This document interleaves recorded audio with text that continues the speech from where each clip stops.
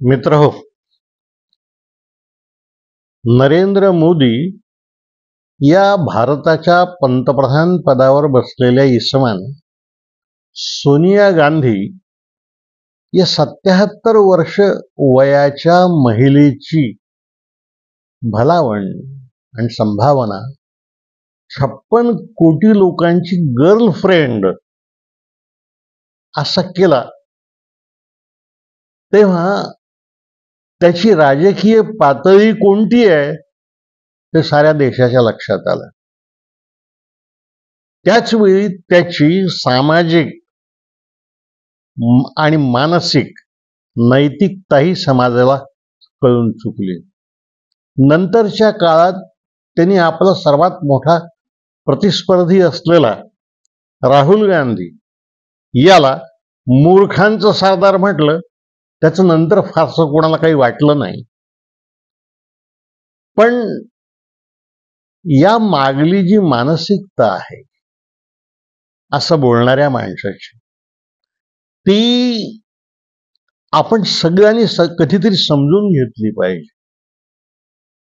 या माणसाची मानसिकता अशी आहे की जरा राजधर्म पाळा असा उपदेश त्याला एकदा प्रत्यक्ष अटल बिहारी वाजपेयींनी केला होता. त्यावेळी या माणसानं आणि त्याच्या सहकार्यानं त्याच्या गुजरात या राज्यामध्ये नरसंहार घडवून आणला होता. त्यात 2000 मुसलमानांची कत्तल झाली. त्यातल्या शेकडो स्त्रियांवर बलात्कार झाले. आणि तेवढं सगळं झाल्यानंतरही हा माणूस साऱ्या राज्यभर फिरला. पंतप्रधान वाजपेयी राज्यात आले तर त्यांच्यासोबत राहण्याचं सौजन्यही त्यांनी दाखवलं नाही. प्रधानमंत्री पदावर आल्यानंतर या माणसानं विरोधी पक्षाच्या लोकांची संभावना जेवढ्या वाईट शब्दात करता येईल तेवढी केली. पण ती करण्याआधी त्यांनी आपल्या पक्षामधलेच आपल्याहून अधिक वजनदार आणि अनुभवी पुढारी हे बाजूला सारलं. ते करताना त्यांनी लालकृष्ण अडवाणी आणि मुरली मनोहर जोशींसारख्या नेत्यांना खताच्या ढिगावर टाकल्यासारखं दिसलं. सुषमा स्वराज या दीर्घकाळ भारताच्या केंद्रीय मंत्रिमंडळामध्ये होत्या. त्यांनी लोकसभेऐवजी राज्यसभेचं तिकीट मागितलं आणि मी ते तुम्हाला देईन असं यांनी कबूल केलं. मात्र त्या बाईला आपल्या सचिवाच्या कार्यालयात 7 दिवस बसवून ठेवून तिला ते तिकीट त्यांनी दिलं नाही. त्याने ती पुढे इतकी खचली की काही दिवसातच तिचा मृत्यू झाला. ही घटना मला एका केंद्रीय मंत्र्यांनी स्वतःच सांगितलेली आहे. आपल्या पक्षातले वजनदार नेते संपविल्यानंतर आणि विरोधी पक्षाच्या नेत्यांची अत्यंत गलिच्छ शब्दामध्ये संभावना केल्यानंतर हा माणूस देशाच्या इतर भागामध्ये फिरताना त्या राज्यातल्या प्रमुख विरोधकांविषयी अतिशय वाईट बोलताना दिसला. ममता बॅनर्जींविषयी, लालू प्रसादांच्या विषयी, मध्य प्रदेशामध्ये काँग्रेसच्या पक्षाच्या नेत्यांविषयी तो असंच बोलताना आढळला. या माणसानं कोणाही विषयीची चांगली भाषा वापरलेली दिसली नाही. या देशाच्या पंतप्रधान पदावर गेल्या 500 वर्षामध्ये आलेल्या पंतप्रधानांपैकी या पातळीवर उतरलेला पंतप्रधान आपण कधी पाहिला नाही. अलीकडे त्यांनी महाराष्ट्राचा दौरा केला. त्या दौऱ्याची सुरुवात त्यांनी विदर्भातून केली. अपेक्षा होती की ही सुरुवात तो नागपूरपासून करेल, पण ते नागपूरला आले नाहीत. कारण नागपूरला गडकरी आहेत आणि गडकरी विषयी त्यांच्या मनामध्ये असूया तर आहेच, पण एक प्रकारचा तिरस्कारही आहे. आणि त्याचं कारण हे आहे की अडवाणींच्या पश्चात भारतीय जनता पक्षाचं अध्यक्षपद संघानं मोदींच्या आधी आणि शहांच्या आधी गडकरींना दिलं. त्यामुळे गडकरी या दोघांपेक्षा आपोआपच अधिक श्रेष्ठ आणि राष्ट्रीय झाले. ती असूया आणि त्या संबंधीचा राग मोदींनी केवळ गडकरींवरच काढला नाही, संघावरही काढला. गेल्या 10 वर्षामध्ये मोदी संघाच्या नागपूरच्या मुख्यालयामध्ये एकदाही गेले नाहीत. एकदा ते नागपूरच्या दीक्षाभूमीवर आले आणि बाबासाहेबांना नमस्कार करून ते बाहेर पडले, तेव्हा त्यांच्या सोबतच्या केंद्रीय मंत्र्यांनी त्यांना असं म्हटलं की आता आपण इथून डॉक्टर हेडगेवारांच्या समाधीवर जाऊ. त्यावर अतिशय तुच्छपणे बोलताना ते असं म्हणाले, वहां रखा क्या है, आणि ते तिकडे गेले नाहीत. एकदा तर ते नागपूरच्या विमानतळावर 3 तास बसून राहिले, पण संघाच्या कार्यालयात गेले नाहीत. बाहेर पाऊस पडत होता. हे त्याचं कारण नंतर त्यांच्या पक्षाच्या प्रवक्त्यांनी सांगितले. म्हणजे संघाने 1947च्या नंतर या देशामध्ये ज्या संघटना वेगवेगळ्या क्षेत्रामध्ये जन्माला घातल्या, त्यात विश्व हिंदू परिषद आहे, अखिल भारतीय विद्यार्थी परिषद होती, शिक्षक परिषद होती, भारतीय मजदूर संघ होता. या साऱ्यांच्या सोबत त्यांनी राजकारणामध्ये जनसंघाची स्थापना केली. जनसंघाचा खरा अर्थ अजूनपर्यंत अनेकांनी लक्षात घेतला नाही. जनसंघ म्हणजे संघजन, यापेक्षा त्याला वेगळा अर्थ नाही. जनसंघाची स्थापना करण्याच्या काळात संघाच्या नेत्यांना प्रत्यक्ष सावरकरांनी हे सांगितलं की तुम्ही राजकीय पक्ष काढू नका, कारण तुम्ही तुमचे स्वयंसेवक शाखेतच जमा करता, ते बाहेर जात नाहीत. हा जनसंघ पक्ष जो आहे, याचे कार्यकर्ते जनतेत जातील आणि जनमताचा संग्रह उभा करतील. ज्या दिवशी यांची ताकद मोठी होईल त्या दिवशी ते तुम्हाला विचारणारही नाहीत. सावरकरांचे ते शब्द आता खरे झालेले आपण सारे पाहत आहोत. हे मोदी नागपूरला आले नाहीत, मग ते चंद्रपूरला आले. चंद्रपुरात त्यांची सभा जी झाली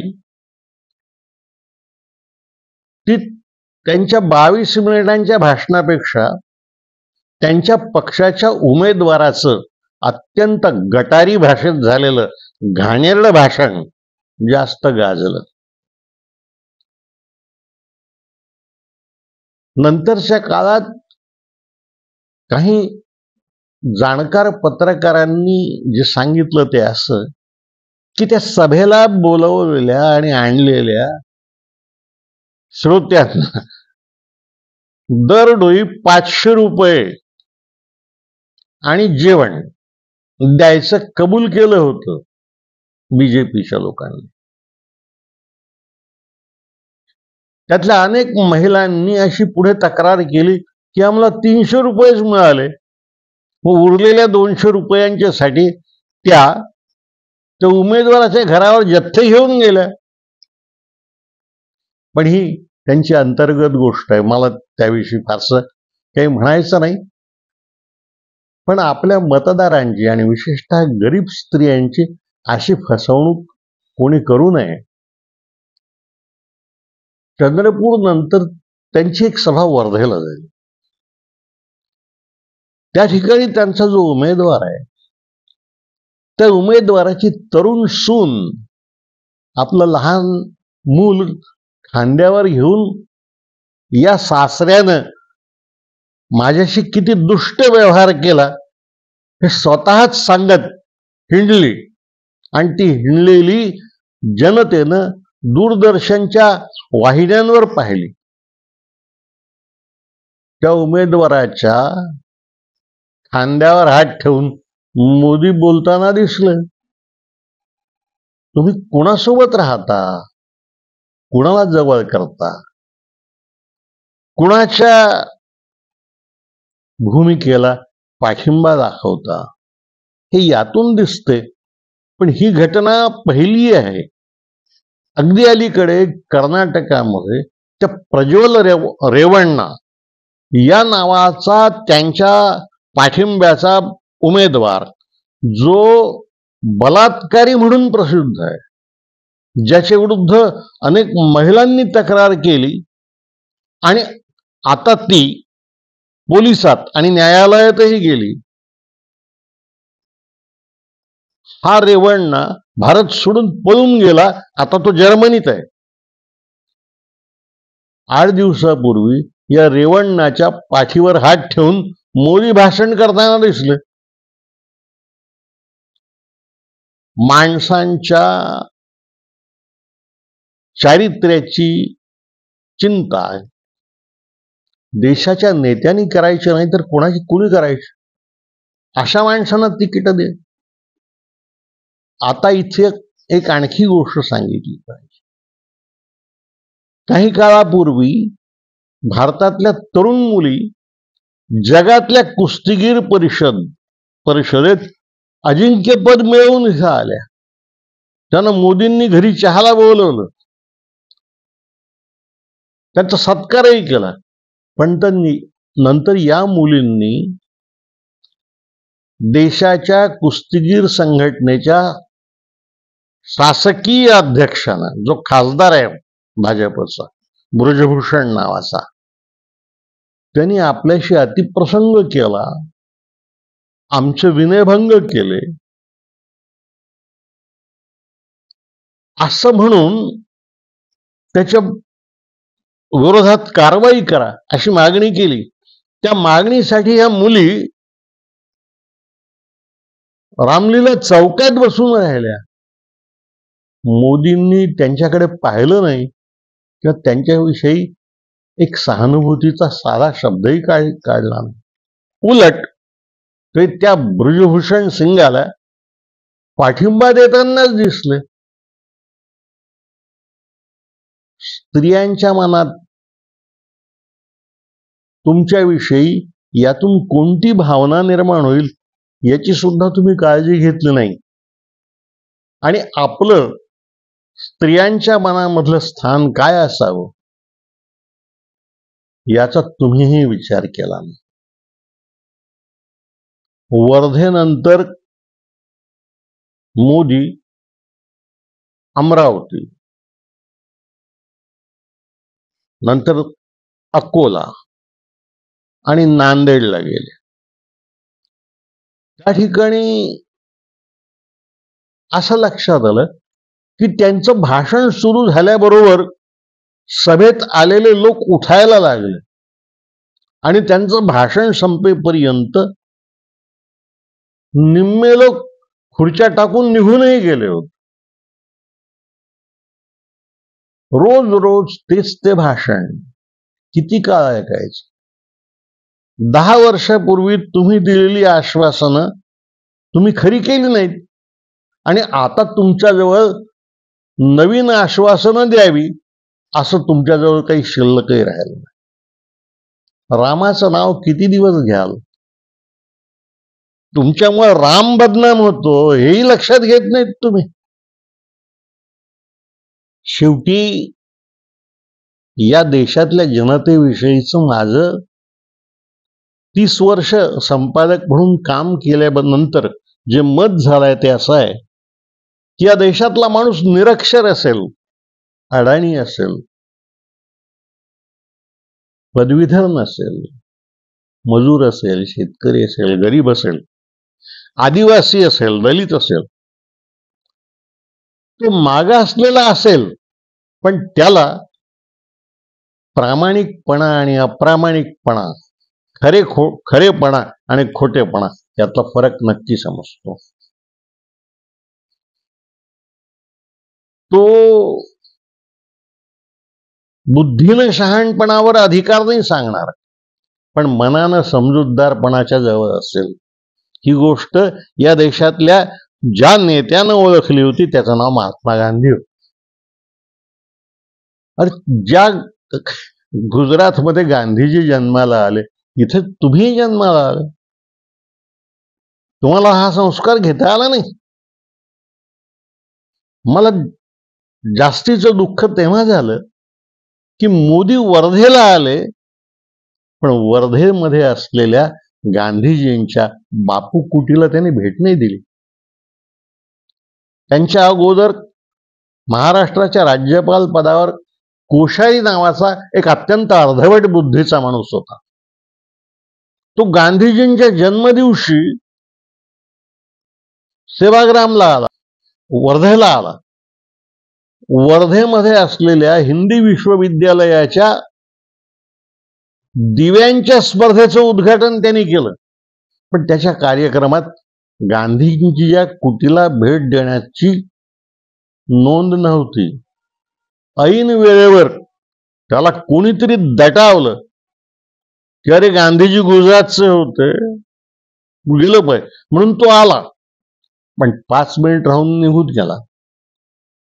ही तुमची राष्ट्रपित्याविषयीची भावना आहे. तो इतिहास मागे टाकला तरी पुढे महाराष्ट्रामध्ये मोदी मराठवाड्याच्या अनेक भागात गेले. स्वतःला विश्वगुरु म्हणणारा माणूस हा गाव पातळीवर आलेला लोकांनी पाहिला. लातूरच्या सभेत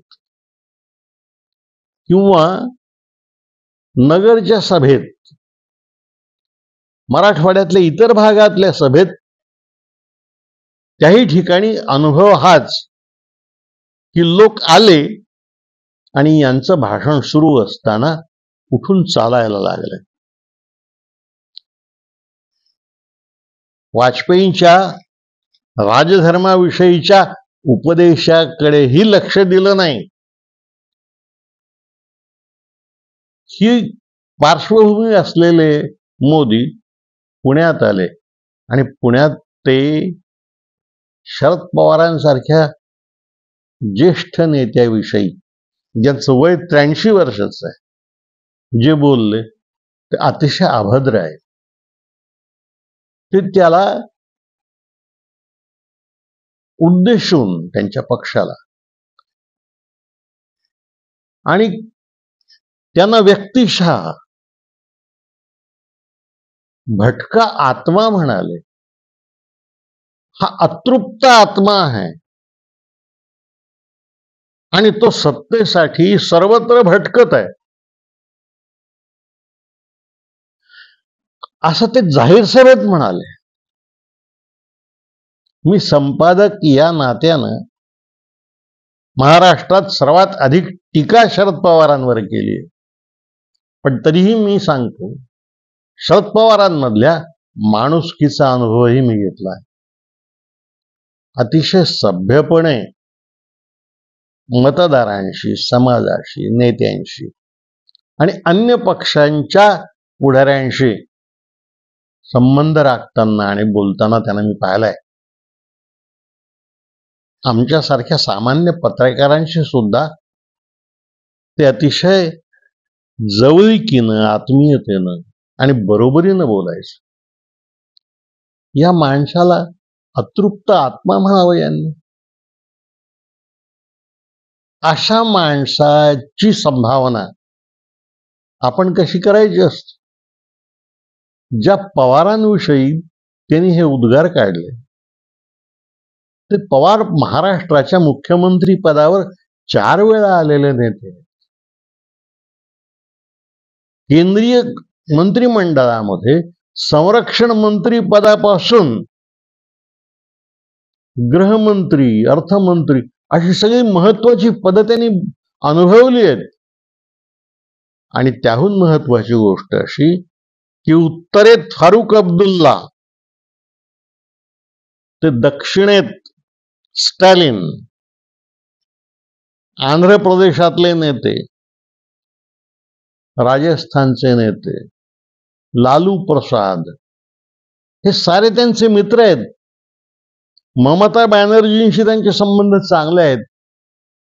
देशभर आपल्या मित्रांचा वर्ग उभा करणारा हा नेता गेली 40 वर्ष मराठी माणसांच्या मनावर आपला ताबा, आणि तोही सांस्कृतिक अर्थानं ताबा ठेवू नये, त्याच्याविषयी असं बोलता.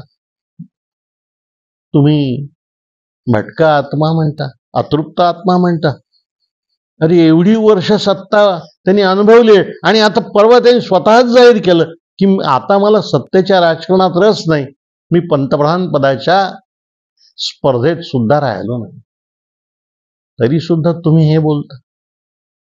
या इतकं दुर्दैव दुसरं नाही, आणि महाराष्ट्राचा अपमानही एवढा नाही. ही माणसं धर्माची भाषा बोलतात, हिंदू धर्माची भाषा बोलतात, वेदोपनिषदांची नावं घेतात, गीतेचं नाव घेतात, प्रभू रामचंद्राचं नाव घेतात. यांना कधीतरी हे सांगितलं पाहिजे की अशा माणसांना आपल्या धर्मशास्त्राने दुरात्मे म्हटलं आहे. शरद पवार हा जर अतृप्त आत्मा असेल किंवा भटकणारा आत्मा असेल, तर हे तर दुरात्मेच आहेत, आणि सजीव दुरात्मे आहेत. ते या देशामध्ये कोणती भीषण अशी मानसिकता उभी करतायत.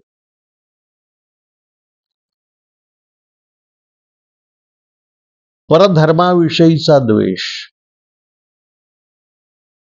आपल्याच धर्मातल्या आपल्या राजकीय विरोधकांविषयीची अत्यंत असभ्य भाषा, आणि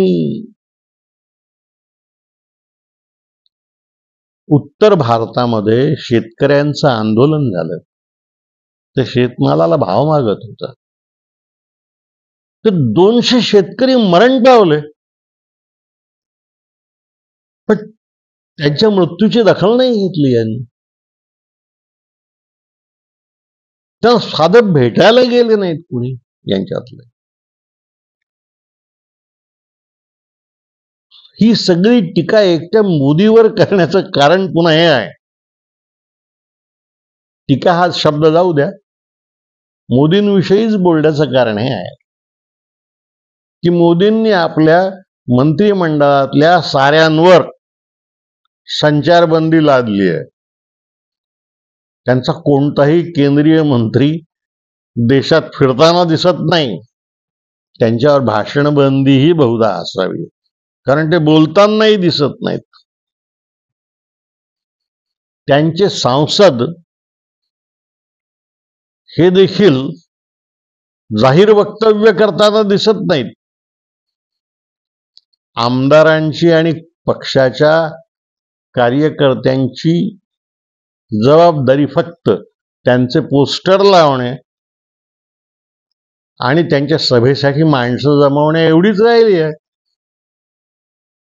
त्यामुळं मोदी म्हणजेच संघ, मोदी म्हणजेच भाजप, मोदी म्हणजेच त्यांचा संसदीय पक्ष, अशी स्थिती आहे. कधीतरी या समाजानं, आणि आम्ही समाजाचे आपणही भागच आहोत, एक गोष्ट समजून घेतली पाहिजे. संसदेचं नवीन सदन बांधलं गेलं. त्याच्या उद्घाटनाला मुर्मू या राष्ट्रपती पदावर असलेल्या आदिवासी महिलेला त्यांनी बोलवलं नाही. राम मंदिराचं उद्घाटन करायलाही त्यांनी बोलवलं नाही. उद्घाटन त्यांच्या हातून जाऊ द्या, पण त्यांना निमंत्रण पत्र, त्यांचं निमंत्रणात नाव नाही. त्याच्या आधी कोविद नावाचे ग्रहस्थ, ते दलित समाजाचे राष्ट्रपती होते, त्यांच्याहीकडे असंच त्यांनी दुर्लक्ष केलं. तुम्ही आदिवासींकडे दुर्लक्ष करणार, दलितांकडे दुर्लक्ष करणार, शेतकऱ्यांकडे दुर्लक्ष करणार, मजुरांकडे दुर्लक्ष करणार. 15 लाख रुपये तुम्ही प्रत्येक गरीब माणसाच्या खात्यात जमा करणार होते ना, त्याची आठवण लोक विसरले नाहीत. शेतकऱ्यांचं उत्पन्न तुम्ही दुप्पट करणार होते ना, ते झालं नाही. या समाजातली दारिद्र्य रेषेखालची माणसं तुम्ही वर आणणार होते ना, तर तुम्ही केलं नाहीत. उलट या 10 वर्षात या देशातली 24 कोटी कुटुंब दारिद्र्याच्या सीमारेषेखाली गेली. मनमोहन सिंगांच्या काळात 23 कोटी वर आली होती माणसं. या अपयशावर पांघरून घालायला आता तुमच्याजवळ सांगायला काही नाही आहे. मग रामाचं नाव घ्यायचं, रामाची मंदिरं बांधायची, मारुतीची, बजरंगबलीची देवळं, त्यांच्या मूर्ती उभ्या करायच्या. करा. अरे पण हे देव माणसानीच निर्माण केले आहेत. ज्या माणसाने देव निर्माण केले त्यांच्याविषयी तुमच्या मनात काही नाही. तुमच्या मनामध्ये फक्त या देशातली एक अर्धा एक डझन माणसं आहेत, त्यात अदानी आहे, अंबानी आहे, कदाचित असलेच तर टाटा वगैरे सारखे काही लोक असतील. उद्योगपती आहेत, धनवंत आहेत, अल्पावधीत अब्जाधीश झालेले लोक आहेत. आणि हे अब्जाधीश झालेले लोक जगाला दाखवून आमचा देश श्रीमंत झालाय असं जर तुम्ही सांगणार असाल, तर मग हा देश फक्त इथल्या अब्जाधीशांचा आणि कोट्याधीशांचाच आहे का? तो गरिबांचा आहे की नाही? ही माणसं, ही जनता, ही भारतीय आहे की नाही? अरे याच जनतेनं तुम्हालाही निवडून दिलाय ना एकेकाळी. पण या जनतेची संभावना तिच्याकडे दुर्लक्ष करून करणार असाल तर कधीतरी हे या जनतेच्या लक्षातही येणारच आहे. आणि मतदारही जनतेतूनच जन्माला येत असतात. दुःख याचं आहे की अनेक वर्ष मुख्यमंत्री, केंद्रात मंत्री राहिलेली माणसं जनतेशी संबंध ठेवत नाहीत. 10 वर्षामध्ये मोदींनी पत्रकार परिषद घेतली नाही. मी मनमोहन सिंगांच्या सोबत पत्रकार म्हणून जगातल्या अनेक देशांना भेट दिली आहे. वाजपेयींच्या सोबतही मी गेलोय, त्यांचीही मी मुलाखत घेतली आहे. मोदी कुठल्याही संपादकाला भेटत नाहीत. समाजाला, माध्यमांना, पक्षाला, संघाला आणि जनतेला अजिबात न मोजणारा अहंभाव. आणि मतदार सुद्धा या जनतेतूनच जन्माला येत असतो. मी असं म्हणत होतो की काही माणसांची उंची मुळातच एवढी असते की त्यांच्यासमोर आपण फार ठेंगणे होतो, पण ज्यांची उंची आभासी असते त्यांचं खोटेपण फार लवकर आपल्या लक्षात येत असते, ते समाजाच्याही लक्षात येत असते.